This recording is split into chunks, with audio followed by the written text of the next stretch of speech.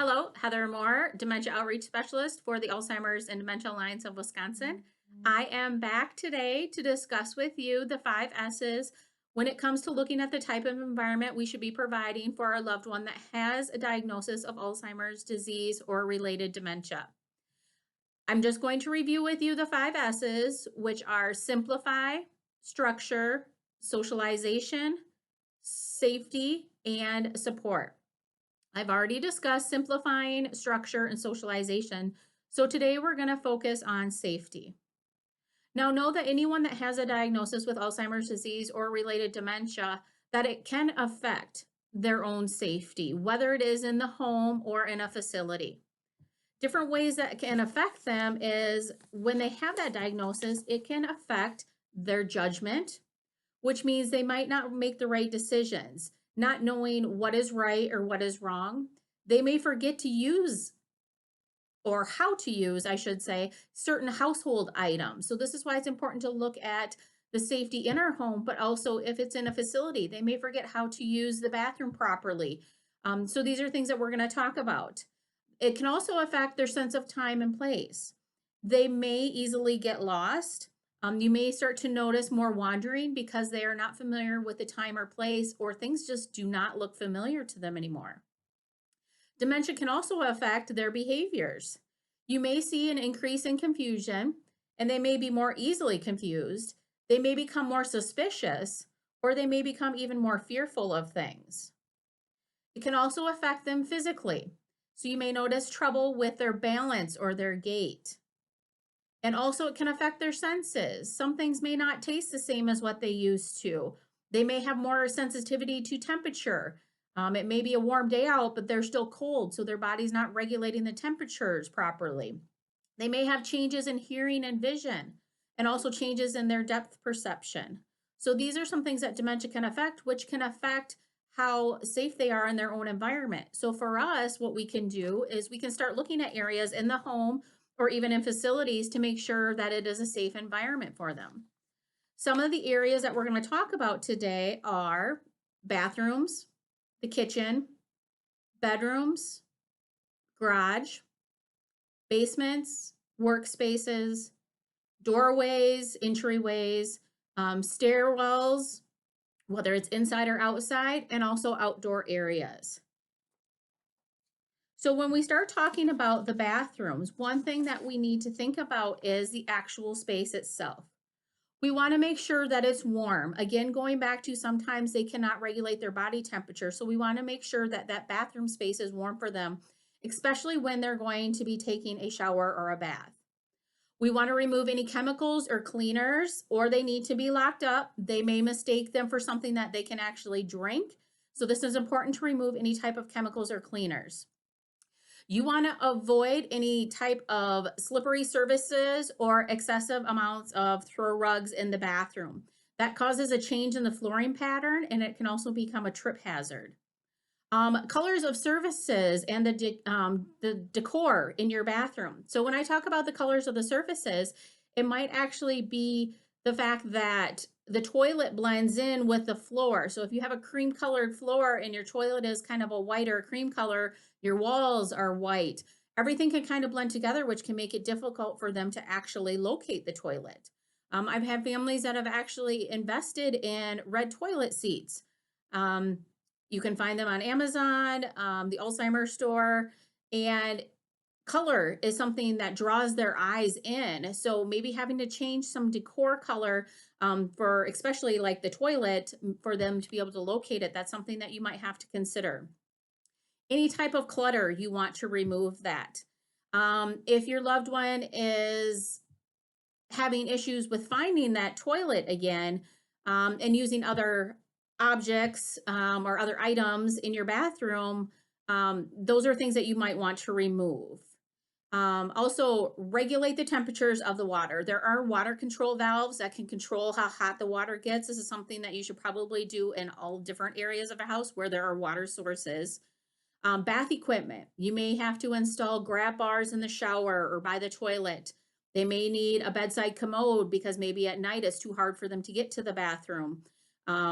You may actually need a commode for over the toilet or a high-rise toilet. Those are things that you might have to adjust in your home to keep it safe for them, but so that way they are still able to stay in the home.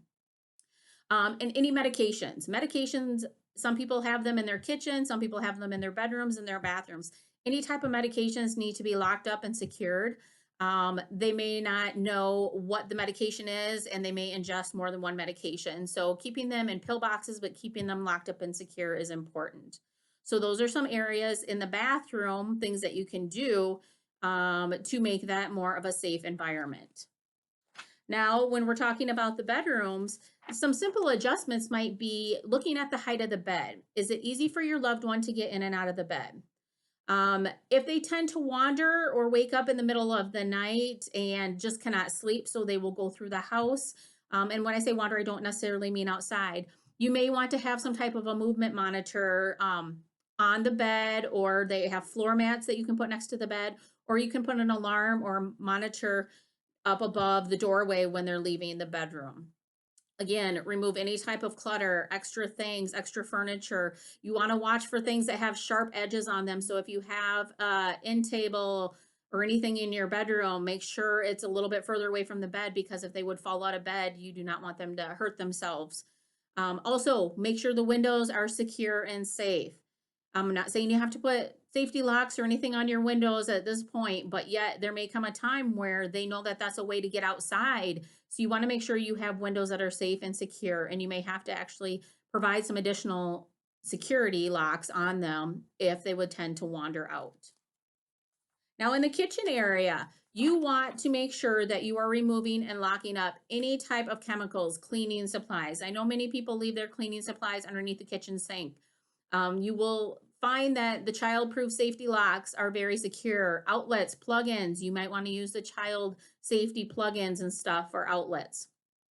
You want to remove any type of throw rugs again. You don't want to have any objects or anything that might be a slippery surface. Any sharp objects. So whether it would be knives, scissors, check that junk drawer. You want to make sure, some people have tools in there. You want to make sure there's no sharp objects or anything that they can stick into outlets or into appliances such as toasters, or put things in the microwave. It's important to remove or secure those objects. Also, the garbage disposal. You want to make sure that that may be something that you may want to disconnect, especially if they are a little more confused and if they're in those middle or later stages, because hearing aids, different things maybe try to get flushed down that garbage disposal, or they could turn it on and actually have their hands in it and not realize what they're doing. Water sources, again, temperature control valves. You want to make sure that you're taking care of that. Appliances, so your stove, your microwave, toasters, refrigerators. These are important things that you need to take note of in your kitchen. So with a stove, you may have to remove the knobs if they are turning it on or leaving it on. You may have to unplug it. There are certain types of appliances that have automatic shut-off controls on them, and that's something that you might have to look into. Um, the refrigerator. The refrigerator can be someone that, whether they're living by themselves or living with you, they may not realize if food is spoiled.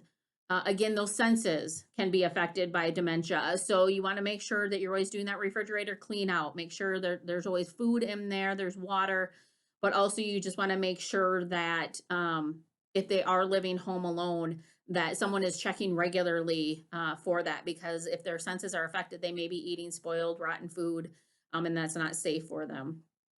Also, decorations such as plastic fruit. You may want to remove that because that appears as an apple sitting on your counter and they may try to eat that. Magnets on the refrigerator, different things that can look like a cookie or something sweet. They may pick up and try to eat it. So you need to take a look at the decorations and stuff in your kitchen, and you may have to remove some of those items. And if you need to, some people have labeled cabinets, so it says plates or silverware. Otherwise, your cabinets may need to be locked for the safety of your loved one. With doorways or entryways, some things that you should think about is you may need to camouflage exits, especially if you have multiple exits or exits that are not safe and may have stairs. You may want to remove different exit cues, which would be if there's a coat rack or a key rack hanging by the door. That's something that's familiar to them that they may recognize. Oh, there's the keys. I can go out this door. I can leave. Um, you also want to think about adding locks inside or maybe even child-proof locks over the doorknob so they can't turn the doorknob. These are things that you can do, especially if they're starting to wander or they're exit seeking. You can apply monitors or alarms to the doors. And also with doorways, you want to take a look at the flooring. So when I talk about the flooring, is there a change in the flooring pattern that when you go in and out of the doorway, is there a lip? Is it a safe place? Can they trip over it? Those are things you want to watch for when it comes to the doorways. Also with stairs. Stairs can lead to the doorways, so you want to make sure if you need monitors or alarms, especially if they're going down to the basement and you do not want them to go down to the basement because they are at risk for a fall. But also, you want to make sure you have sturdy handrails, and it would be best if you actually have handrails on both sides. Even in facilities, when you look at hallways, they have handrails on both sides. So when people are coming to and from, they have something to hold on to. Make sure the areas are well lit. You may have to have gates, such as child-proof gates, pet gates, and I don't mean to say this, but baby gates. Sometimes those are safety gates that you may need at the top or bottom of the stairs so that your loved one is not going down those or up them. You may want to consider a ramp access. This might be more appropriate if you have stairs on the outside of your home coming in. It might be easier to have a ramp for them to walk up because depth perception can change, and also if the physical ability is affected, stairs can become very difficult for them to do. Going up is easier than coming back down. Also, with stairs, you want to take a look at the flooring pattern. Do they have carpet on them? Are they wood floors? Are they laminate floors? Those are things you want to think about. And if it's a slippery surface, you want to make adjustments so that way it is safe for them when they are going up and down the stairs. Another area that I want to talk about is the garage or the basement area. This can also include workspaces. So you want to make sure that any sharp objects or tools are removed or in a secure place. Power tools. You want to make sure that power tools are unplugged. If they're battery operated tools, maybe make sure that they aren't charged until you actually need to use them. Motorized equipment, such as lawnmowers, snow blowers, things like that. You want to keep a close eye on them because that's a safety issue. If they are not able to actually know how to properly get on them or how to manage them, that could be something that affects their safety or the safety or well-being of somebody else. Lighting, make sure these areas are also well lit. The stairwells, if there's stairwells, make sure those are well lit and look at the type of flooring on those stairs. Are they safe? The floor structure. Sometimes our garage or our basements have some old cement concrete and there's cracks in it. You need to take a look at those structures to make sure that they're safe if our loved one is able to go to those areas. And firearms. I'm not saying that firearms are held actually in the garage or the basement, but I want you to know that with firearms, any place in the house, you want to make sure those are locked up and secured. Outdoor areas. If you have outdoor areas around your house or even at a facility, you want to make sure those areas have good lighting. Whether it is in the evening when it's just sun is just starting to go down or even through the night, especially if you have a loved one that tends to wander, you want to make sure those areas are well lit. If there are sidewalks or dirt paths, are they safe for them to walk on? Is there a fenced in area? Sometimes we have to have an area that's fenced in, and make sure that there's seating for them. Even if you're taking your loved one out and about in outdoor area, you want to make sure that if they become tired, that there's a place for them to sit that's safe for them. So even having that available at your own home setting or a facility is very important. Emergency situations. You want to make sure you have numbers for the Poison Control Center, law enforcement, fire, hospitals, family or friends phone numbers, and you want to make sure you have emergency equipment. This is very important, such as you want to make sure your smoke alarms work, your carbon monoxide alarms work, but also do you have a fire extinguisher in case of a fire? It's important to have all these emergency phone numbers available. Now, even if you have them listed, you also want to make sure if something happened to you, could your loved one dial 911 to get you help? What kind of steps do you have to take in your home to make sure that you, as the caregiver, but also the person with a diagnosis, is safe in the home in case of an emergency? Now, I've given you some areas. I just want you to know that through the Alzheimer's and Dementia Alliance, we actually have a home safety assessment for the person with dementia. It is about 4 pages long. It is a safety checklist that is available. And if you would like to actually have this checklist emailed to you or mailed to you, you can reach out to us at the Alzheimer's and Dementia Alliance, or you can reach out to me at any time. But it actually talks and it goes through a bunch of questions. That safety checklist talks about burns. So it will talk about burns if water temperatures, things like that that we've already covered. Are they at a fall risk? What if they ingest something? What if they exploit something? So what if there is someone that is contacting them and asking them for money over the phone? How do we handle that? Emergency situations, how to navigate a difficult type of environment. How do we make the environment safer for them? What if they're getting lost or if they are exit seeking and wandering? How do we address those issues? If they have self-inflicted harm, exposure to anything, if there is thermostat or they're outside for too long during the day, how do we make these environments safe? And if there's any type of self-neglect. So it is for those ones that are living alone that have the diagnosis. So you can reach out to me again. This is a home safety assessment for the person with dementia. As you can see, there's a lot of different check boxes. This is something if you go through, yes, they do this, this, and this. Maybe we should start thinking about changing the way this environment looks to make it safer for our loved one with the diagnosis. I want to thank you guys for listening to me again today. And next week, you will have the final S of support. And I want you to take care and have a good day. Thank you.